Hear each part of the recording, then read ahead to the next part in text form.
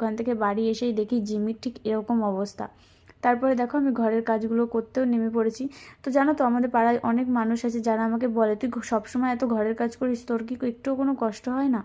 আর আমি তাদেরকে সবসময় বলি, না গো, আমার শরীরে একটুও কষ্ট হয় না, আমি বরং আরও ঘরের কাজবাজ করলে আমি আরও ভালো থাকি, আমার মাইন্ডটাও সবসময় ফ্রেশ থাকে আর শরীরটাও খুব ভালো থাকে।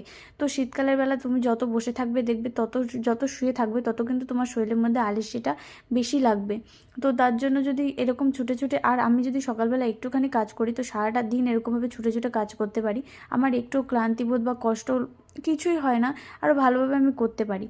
আর তারপরে সারাটা দিন এত কাজ করার পরেও যদি বাড়ির মানুষগুলো তোমাকে বলে যে সারাটা দিন তুমি বাড়ি বসে কী করো, কী এমন কাজ করো, তুমি তো কিছুই করো না, তার কিন্তু কষ্টের আর কোনো সীমা থাকে না। কিন্তু আমার দিক থেকে কিন্তু একদমই তেমন নয়।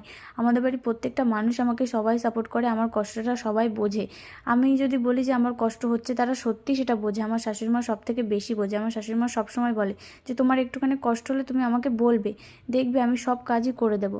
কিন্তু সে যেহেতু স্কুলে থাকে, যার জন্য আমাকে সবটা করতে হয়। হ্যাঁ, কষ্ট হলে আমি তাকে বলি, সে আমাকে অনেকটা সাপোর্ট করে, এমনকি সংসারের সব কাজ সেই করে, আমার সেরকম একটা অসুবিধা খুবই কম হয়।